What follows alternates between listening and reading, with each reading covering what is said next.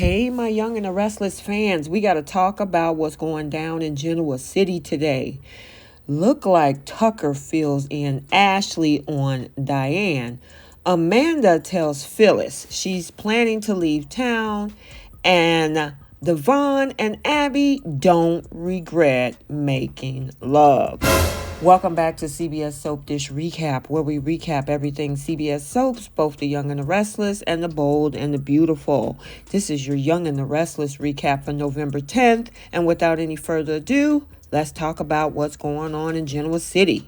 So let's head over to the Grand Phoenix as Phyllis stopped by at Amanda's hotel suite. She got there as fast as she could. Now Amanda tells her about catching Devon naked on the couch with Abby. And Phyllis is shocked, baffled, and Amanda explains all of the gory details.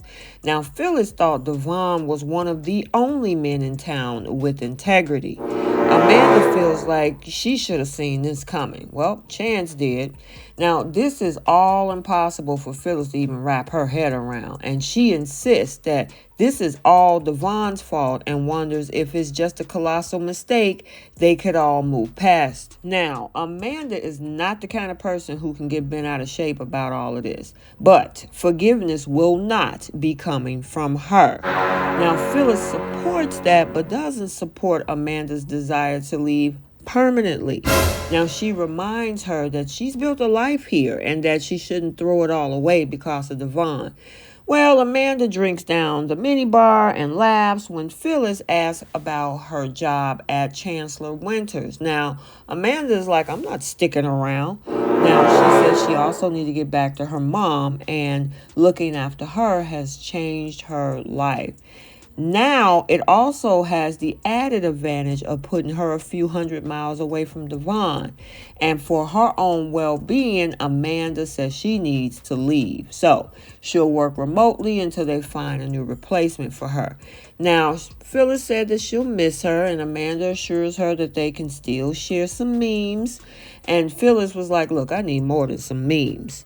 Now, she's going through a hard time and has no other friends, but her friends at the moment are all her enemies. And, she loves her, but she knows she deserves better than what she has there. And then they have a whole hug. And then when they step into the bathroom, Amanda kind of breaks down and tells her how she thought that she and Devon were kindred souls and how they helped each other through tough, hard times. And she thought he was the one person who could give her solace, but he blew it all up. How could he do that to me? Amanda asked. And yeah, that was tough. So, speaking of the two cheaters, Abby shows up over at Devon to pick up her son.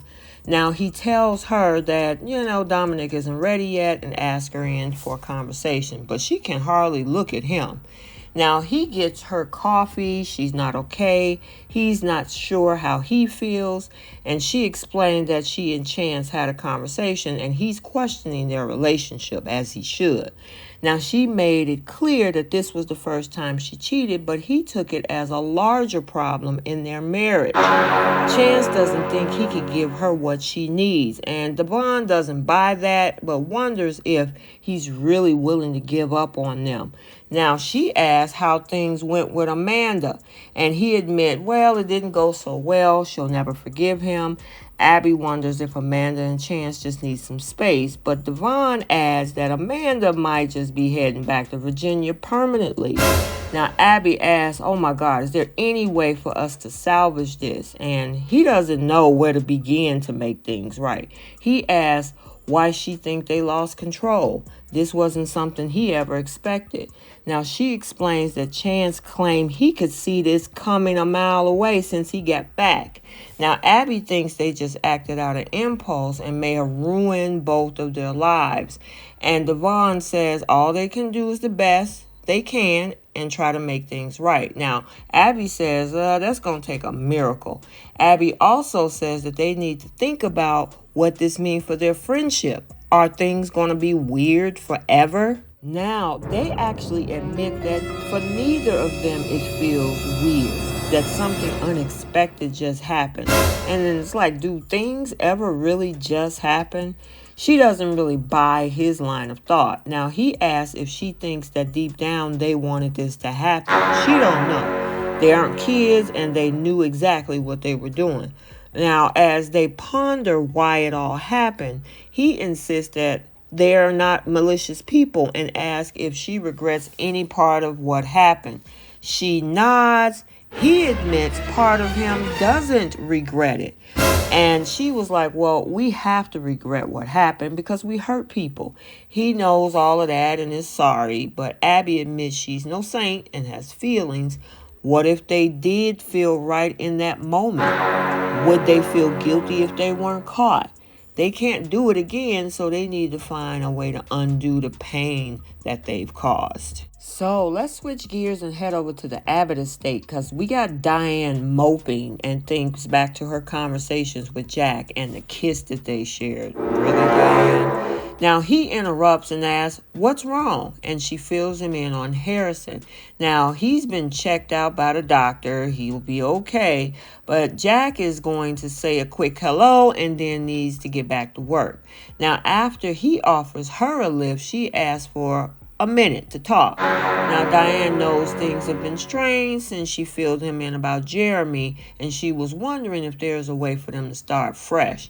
Now, Jack insists his main concern is Kyle, so she tells him that their son understands what she did and why.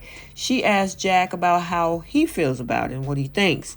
Now, although he liked to put it behind him, he just can't help worrying that she got another secret that could cause heartbreak to both Kyle and Harrison.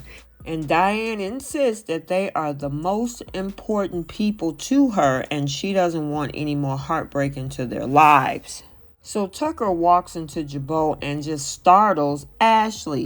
Now he reminds her that he's accepted her challenge to prove his intentions are pure. He hands her an envelope claiming it will prove that he is on her side.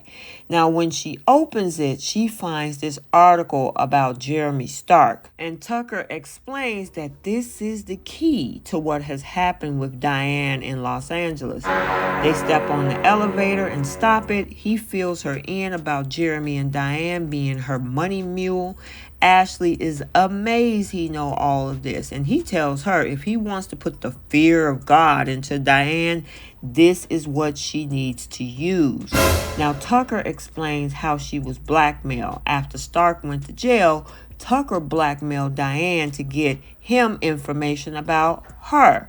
Now, Ashley wonders why he's trying to get Jeremy out of jail now. And he's sorry. She's questioning his motives, but recognizes that he has been an opportunist in the past. Her opinion is the only one that matters to him, though. And whatever alliance he had with Diane, it is over right now. He only wants to focus on Ashley's forgiveness. Whatever the goal she has is his goal, too. He said, I will move heaven and earth to give it to you. Now, once they get off the elevator, they bump into Jack and Diane. And Tucker asks Ashley to dinner so they can talk more about L.A. Diane gives her a stare and Ashley agrees to dinner. Now, once Tucker is gone, Diane asks if she's planning to move. Now, Ashley says she just wants to know about the major players. Now, Jack takes his sister into his office for conversation.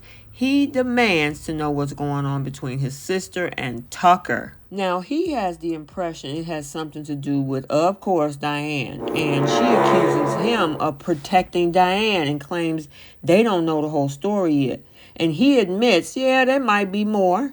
But she explains that Tucker told her about the dangerous people Diane was associating with. Jack is only concerned about Kyle and asks Ashley to just leave the poor woman alone. Ashley is not happy with that statement and she storms out. And finally, Diane follows Tucker over to society and demands to know what is he up to with Ashley. Now she points out that she hasn't told Jack everything. And he reminds her that she would be smart to keep her mouth shut about everything else that they were involved in. Yikes. And he was like, you know what, I'm going to need you to stay the hell out of my way. So We got to stay tuned because it looks like this whole Diane thing is unfolding because there are more secrets to come. Okay, so there you have it, your Young and the Restless recap for Thursday, November 10th, 2022.